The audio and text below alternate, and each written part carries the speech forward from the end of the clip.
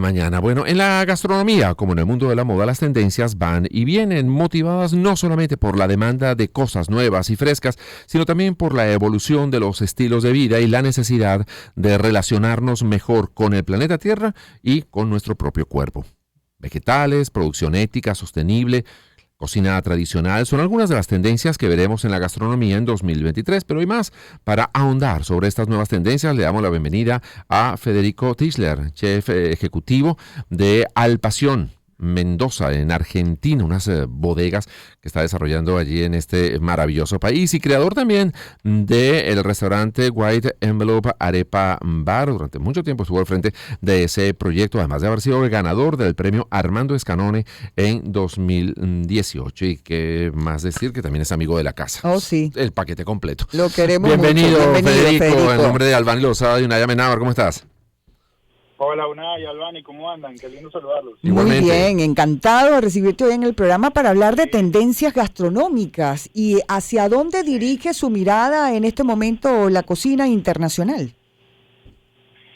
Bueno, lo que comentó Unai ahorita va mucho por ahí, ¿no? Evidentemente no van a dejar de existir los restaurantes de lujo y estos estrellas y guías, pero creo que la tendencia, incluso los mismos dueños de esos restaurantes están abriendo tendencias mucho más casuales, digamos un poco más honestas, donde el producto es más protagonista que el mismo chef y donde hay un juego muy importante ahorita de una cocina étnica. Entonces, con el tema de las migraciones y toda esta movilización humana que ha habido por el mundo, que evidentemente tiene un montón de connotaciones negativas, pero nosotros, por ejemplo, los venezolanos lo hemos visto con la expansión y la como puesta a punto en escena de la arepa a nivel mundial, ¿no? Uh-huh. Que tiene que ver mucho con eso de habernos movido todos nosotros. Entonces Sí, creo que es una manera importante de reflejar los sabores. ciertamente. Hay mucho de vegetales, como lo estaba diciendo Unai. Hay una moda ahorita que ha estado presente en los últimos, 2-3 años, de uso de mucho humo, con cocciones a las brasas directamente, entonces con humo, con mucha presencia de estos sabores como más cercanos a la madera, ¿no? Ok. Uh-huh. Ahora fíjate, también hemos escuchado en muchas oportunidades que se está buscando que la gente cocine, incluso los restaurantes, con productos que estén a menos de 1 kilómetro, por un tema de sostenibilidad, de que no deje trazas de carbono, etcétera. ¿Eso es una tendencia que se está imponiendo?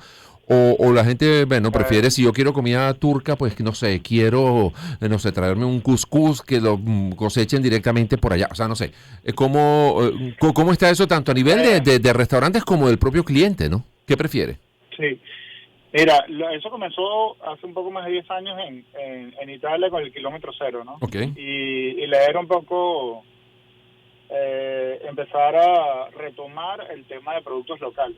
Y evidentemente en zonas como, digamos, la Toscana es muy fácil hacerlo, donde tienes absolutamente todo para desarrollar gastronomías elevadas. Y se complica un poco más y se vuelve como una especie de utopía cuando sales de Europa u otros países un poco más lejanos, donde tienes que importar y tienes que tener otro tipo de acercamientos a esas gastronomías, ¿no? Entonces, evidentemente, lo ideal sería que usemos los productos que están cerca de nosotros. Entonces, si yo estoy en una zona, digamos, por ejemplo, que viví muchos años en Washington y en Baltimore, que esa zona está llena de manzanas, voy a usar manzanas y no kiwis que vengan de Nueva Zelanda o de Chile, ¿no? Ok. Claro. Entonces, creo que es mucho más eso de, en el sitio donde estés, debería proveerte los alimentos e ingredientes que tú necesites, porque tienen las mismas, digamos, están en el mismo clima donde tú estás viviendo. Entonces te van a aportar lo que necesitas en ese momento, el tema de las estaciones. Lo otro también es que con el tema de esta masificación de información y de todo esto, entendemos y asumimos que todo tiene que estar disponible para cuando nosotros queramos. Entonces, no respetamos las estaciones, pretendemos que va a haber aguacate todo el año, o mango todo el año. Entonces, en vez de consumir el mango en su mejor momento, lo traemos de otros países que viajó, le pusieron cera para que no se madurara en exceso, no generó sus azúcares en la planta, entonces ya no no tiene todos los valores nutricionales que debería haber tenido desde el principio. Y eso creo que está empezando a cambiar para bien. Y hemos empezado a ver, por ejemplo, aquí en Estados Unidos, el tema de que consiguen más panaderías, donde los trigos y los cereales que utilizan sean locales. Entonces generan sus propias harinas, y eso evidentemente te genera una propuesta mucho más digerible, más saludable. Y hablando de lo saludable, Federico, bueno, esa gran tendencia de la gente precisamente a poner el foco en la salud, y de allí pues la comida orgánica, y como tú mismo dices, bueno, buscando pues también una cocina más honesta. ¿A qué se refiere exactamente esto? Bueno, al final creo que desde muchos años hemos escuchado que somos lo que comemos, ¿no? Y ahí es muy bonito y muchas veces es como medio no tan fácil de seguir. Y evidentemente hay países tan grandes, hablo por donde yo estoy, que es Estados Unidos, que es un país muy grande, entonces evidentemente hay que alimentar tantas bocas que la alimentación termina siendo como una especie de fábrica, ¿no? Claro. Sí. Y nos olvidamos que la planta necesita su proceso de maduración, los animales, en el caso de las crías, los animales también. Y, por ejemplo, nos olvidamos que debería haber como más honestidad en todo el tema de producción alimenticia. Entonces terminamos consumiendo productos sobreproducidos, masificados, donde se hacen de manera tan rápida que los elementos se van perdiendo, todos los valores nutricionales se van perdiendo, y entonces evidentemente eso repercute luego en la salud.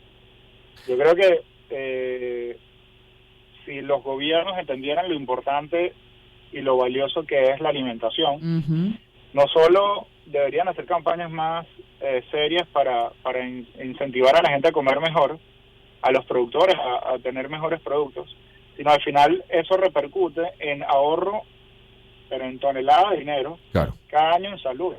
Sí, Fíjate que, bueno, esos comentarios que estás haciendo, Federico, disculpa, no, que me lleva a un programa que hicimos hace unos días sobre la explosión demográfica, o el crecimiento demográfico. Estamos hablando de ya somos 8.000 millones de personas en el planeta, y se habla que en muy poco tiempo podríamos llegar a vivir 120 años.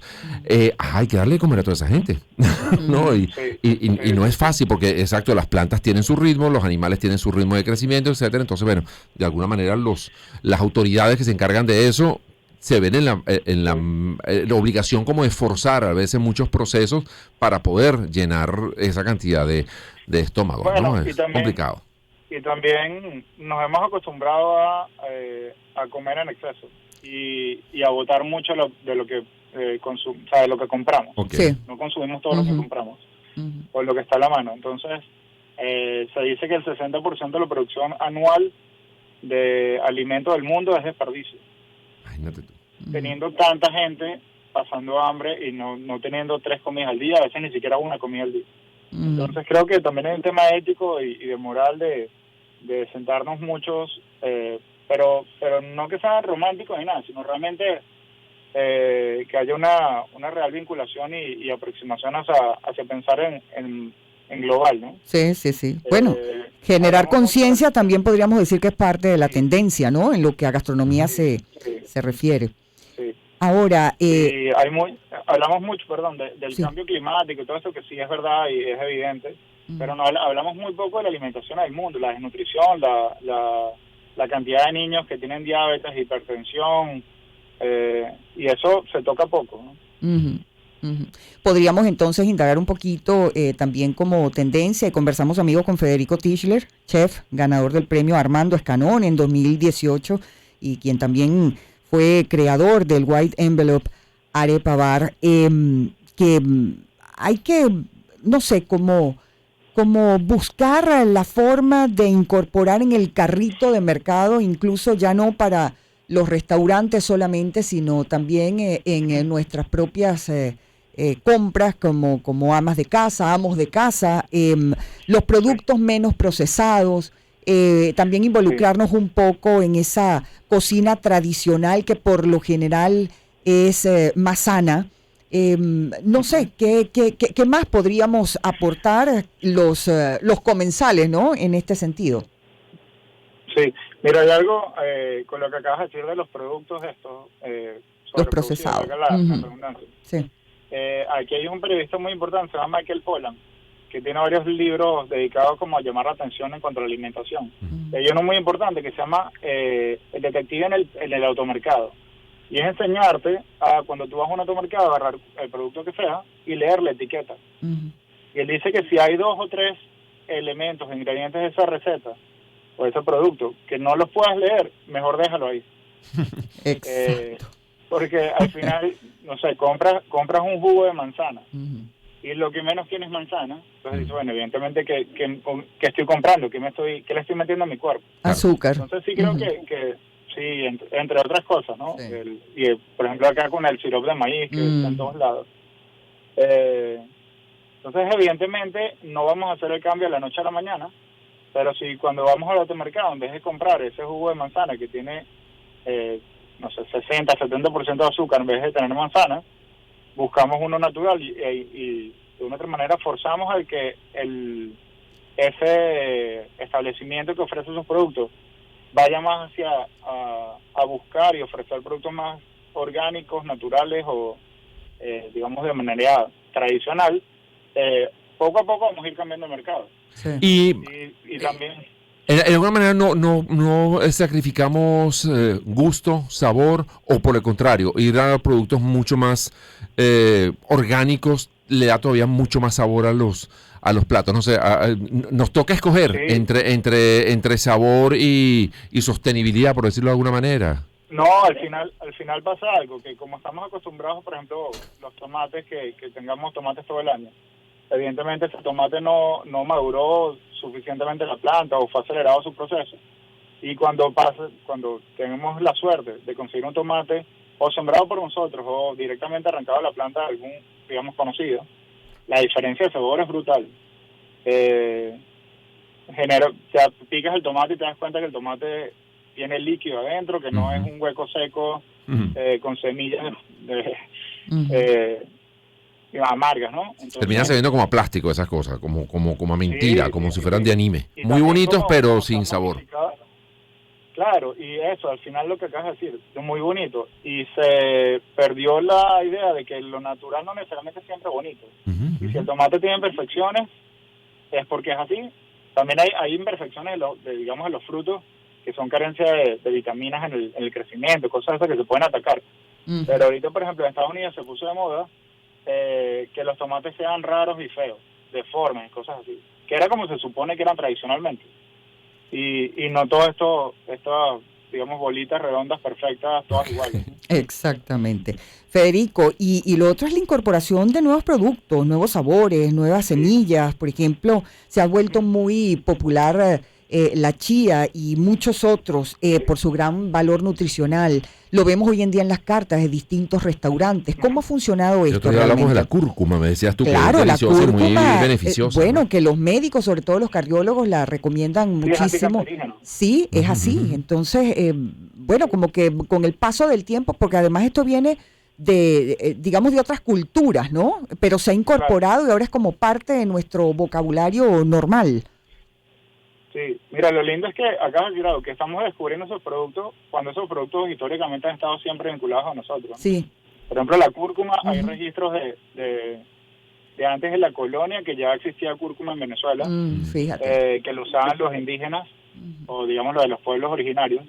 La chía en todos estados presente siempre en los Andes, así como hace unos años. También hay tendencia que cada cierto tiempo salen como superproductos, ¿no? Entonces hace unos años salió, por ejemplo, el amaranto. Y se descubrió que era una maravilla y no revisamos que, de hecho, uno de los nombres del amaranto en Venezuela es Caracas o hierba Caracas. Es porque Caracas estaba llena de amaranto o bledo o Caracas, como se le dice. O pira también se le dice. Y los indígenas lo usaban y se pasaban muchos días sin comer otra cosa que no fuera el amaranto y se dieron cuenta que tenía unos valores nutricionales importantísimos. Al punto que luego de muchos años, cuando se hizo como popularmente el amaranto en el mundo, la NASA empezó a usarlo en su alimentación. Entonces también es un poco de empezar a revisar qué tendencias están saliendo, claro, qué cosas nuevas se están dando a conocer, pero al mismo tiempo ver qué teníamos antes nosotros.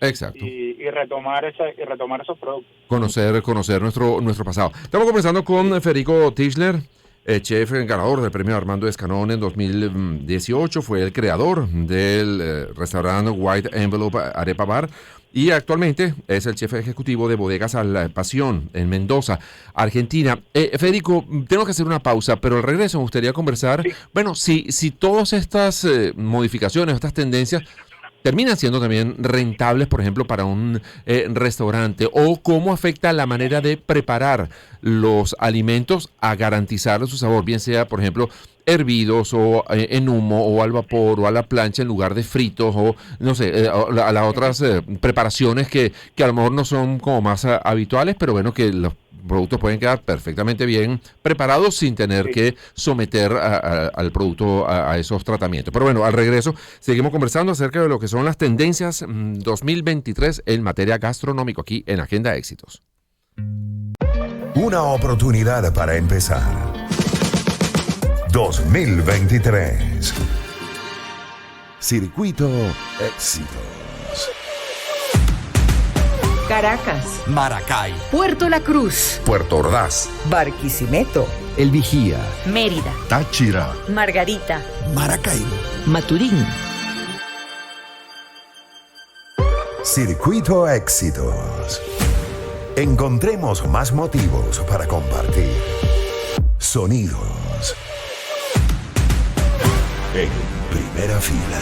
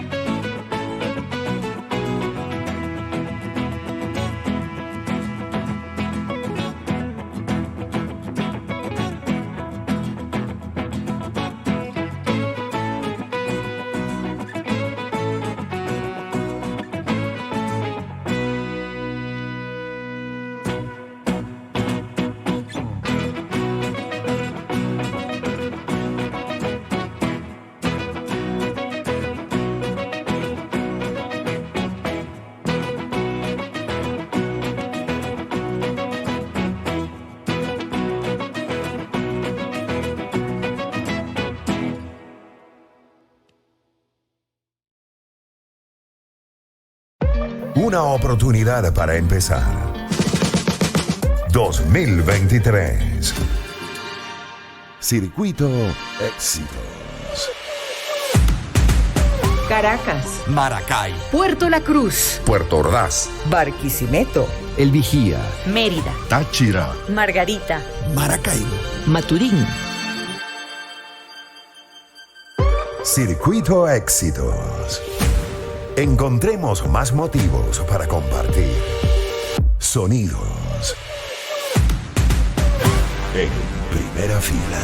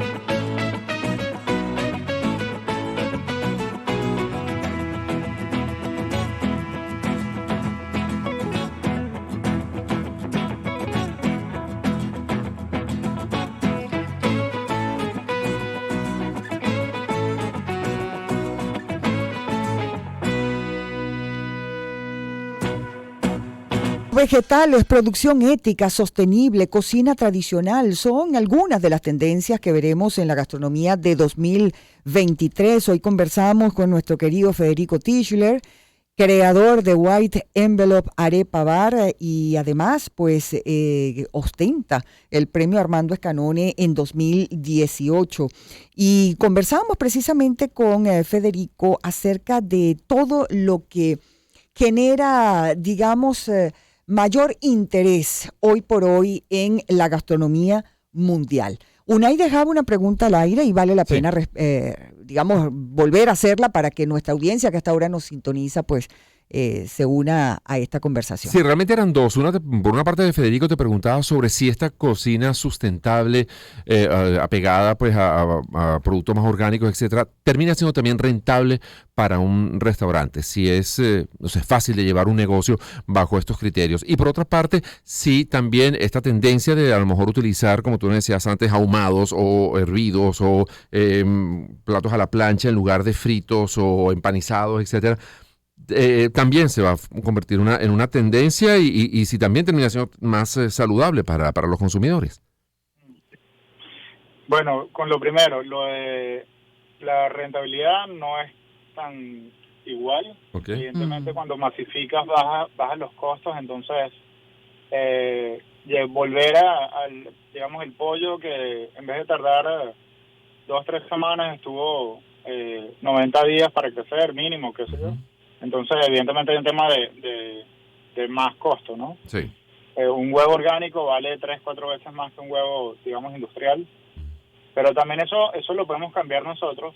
Uno, haciendo presión para que bajen los precios, haya como un precio justo también pagado a ese proveedor y que la cadena se acorte, la cadena de traslado, ¿no? Y los intermediarios sean más cortos. Y eso debería abaratar también el producto final. Y luego después que el cliente apoye también eso de que se haga ofertas con productos orgánicos, naturales, tratados lo menor posible. Que tiene un precio distinto, pero si tú le das ese valor, el mercado va a ir cambiando también, ¿no? Claro. Y lo otro, sí creo que acá hay más tendencias hacia pensar en mejores opciones para manipular estos productos. La idea sería manipular lo menos posible, pero por ejemplo, aprender a usar una berenjena y sacarle su mayor provecho, y no solo empanizarla y freírla, sino, no sé, como acabas de decir, realmente ahumada es una buena manera, en encurtidos, y aprovechamos y hacer hasta consumir productos más ácidos que nos generan como mayor balance en el cuerpo, ¿no? En la digestión.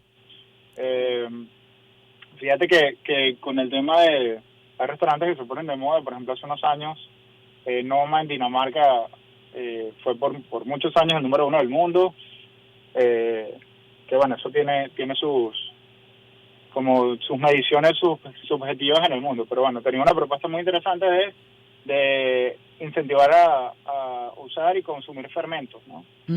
Y se ha puesto de moda, bueno, una tendencia bastante nórdica, pero en Estados Unidos, en México, incluso en Venezuela, o sea, se ha empezado como a retomar el tema de fermentos, y eso es algo importantísimo que te ayuda a la flora intestinal, te genera mayor balance en el organismo. Entonces, así como los chinos por muchos años han comido fermentos, en el Amazonas se comen muchos fermentos también. Cuéntanos qué es eso de fermentos, o sea, ¿a qué te refieres con fermentos? Cuando tú, por ejemplo, digamos una piña que tiene azúcares naturales, tú le dejas, por ejemplo, el carato de nosotros. Exacto. Es una bebida fermentada. Okay.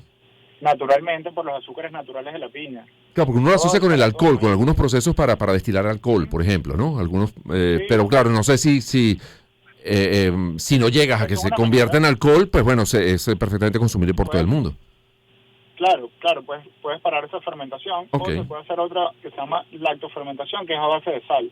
Entonces, por ejemplo, puedes agarrar un ají dulce, le pones 2% de su peso en sal, y él va a empezar a fermentar. Y va a sacar ese azúcar natural, por medio de ósmosis con la sal, va a generar unos sabores distintos. Es como una especie de cocción sin calor, entonces es más fácil de digerir, no mantiene todas sus proteínas y sus cualidades organolépticas, y es mucho más sano. Como cuando se hace un ceviche, por ejemplo, vale este ejemplo, ¿no? Que eso se va cociendo por la cantidad de limón que se le añade. Sí, el ácido. Ajá. Entiendo El ceviche perfectamente. es una, digamos, una semicocción en un medio ácido. En Correcto. este caso puede ser limón, puede ser un vinagre, como por ejemplo de los escabeches. Ajá, el Que tenemos escabeche tantos también. escabeches en la cocina Claro. venezolana. Ajá. Ujú, así es. Mira, Federico, y así como en una época Sí. comenzó a volverse una tendencia que en las cartas de los distintos restaurantes, desde los más grandes restaurantes hasta, digamos, los más sencillos, hubiese siempre la posibilidad de una hamburguesa con, digamos, características propias de ese restaurante. Con el tema de la cantidad de vegetarianos que cada día ganan más presencia en el mundo, también hay platos hoy en día en los restaurantes. Esto podría ser también una tendencia, que en todos los restaurantes haya algún plato para, digamos, personas que son vegetarianas, o en el caso de los celíacos, que también extrañamente pues han proliferado, también haya la posibilidad de que esas personas puedan tener un plato delicioso, suculento en cualquier restaurante. Sí, bueno, varias cosas. Uno, Ujú. el tema de los celíacos, que dices extrañamente, pero realmente va todo asociado a esa masificación industrial de alimentación. Entonces, satanizamos el gluten y el problema no es el gluten en sí, sino la calidad del gluten que estamos consumiendo. Entonces, Fíjate. eso es lo que ha permitido que se haya disparado las alergias, las intolerancias, en este caso al trigo, ¿no? Por eso un Por un gluten de lado, mala y calidad, para- digamos, o de... Sí, Ah, ok. básicamente sí. Evidentemente hay un tema genético que puede influir en el tema el consumo, no solo del trigo, pues asumimos el trigo como el único que contiene gluten. Sí. Y al final los cereales tienen gluten, el Ujú. arroz tiene gluten, el maíz Claro. tiene gluten. Entonces, es un tema delicado que está cambiando mucho la alimentación del mundo y las propuestas en los restaurantes. Y lo que dices de tener un plato, yo creo que cada vez no es solo tener un plato, sino una propuesta real Exacto. y seria, vegetariana, vegana, con opciones usando cada vez menos productos refinados como el azúcar o los lácteos. Y sí creo que, así como dijiste lo de la hamburguesa, cada vez hay platos, hay propuestas de restaurantes más elaborados incluso, donde hay más tendencias hacia el veganismo, el vegetarianismo. Y te pongo un ejemplo particular. En Nueva York hay un restaurante que se llama el de Madison Park, que también fue nominado muchas veces como número 1 del mundo. Y a partir de este año, bueno, el año pasado y esta nueva propuesta, es 100% vegano. Wow. Entonces, y era un restaurante de 3 estrellas Michelin, con tope en las guías del mundo, y decidieron volcarse completamente hacia el veganismo. Y no solo, lo interesante no solo eso, sino que cualquier persona que no sea vegano va y está tan bien elaborada la propuesta que lo puede comer cualquier persona. Y yo creo que el reto de los cocineros es aprender a cocinar cada vez más vegetales, sacar el mayor provecho a esos vegetales y aprender que un vegetal es, bueno, uno es más complicado de cocinar que un bistec, por ejemplo, y a nivel de juego creativo es muchísimo más interesante. Sí. No, y me encantó lo que decías antes de rescatar mucho de los que fue nuestros productos a lo mejor ancestrales, así como hemos aprendido a Sí. comer productos de otras latitudes, a lo mejor muchos productos se dejaron un poco de lado por considerar que eran o bien insanos o porque eran como muy básicos, como muy rústicos y nos fuimos a cosas más sofisticadas y ahora se están retomando muchos de esos productos y creo que es una buena práctica que deberíamos seguir cultivando Sí, y seguir sí. investigando y seguir conociendo más de nuestras tradiciones y de nuestro pasado, ¿no? Completamente de acuerdo, completamente de acuerdo. Bueno, Federico, qué gusto haberte escuchado hoy en Agenda Éxito, Igual. siempre un invitado muy especial, te queremos mucho y te agradecemos que nos hayas brindado A ustedes, tus de verdad. conocimientos y parte de tu tiempo a esta hora. Cuando pases por Caracas No, nos visitas gusto. aquí en el estudio. Por favor. Con todo gusto, siempre es un placer saludarlos. Igualmente, igualmente. Que Federico tengan un feliz Tischler, día. Chef ganador del premio Armando Escanone 2018, chef ejecutivo de Bodegas Al Pasión en Mendoza, Argentina, y creador del restaurante White Envelope Arepa Bar en Baltimore, Estados Unidos. Estuve ahí al frente de esa iniciativa durante muchísimo señor, y tiempo. esas Gran amigo arepas y deliciosas. una persona fabulosa. Oh, sí. Vamos Bueno, a hacer la la pausa. Ujú. Sí, vamos a hacer compadre, señora Amenábar. Otra vez. Nos vamos a la pausa y al regreso tendremos al profesor Carlos Sandoval, crítico literario, miembro de Pro Da Vinci,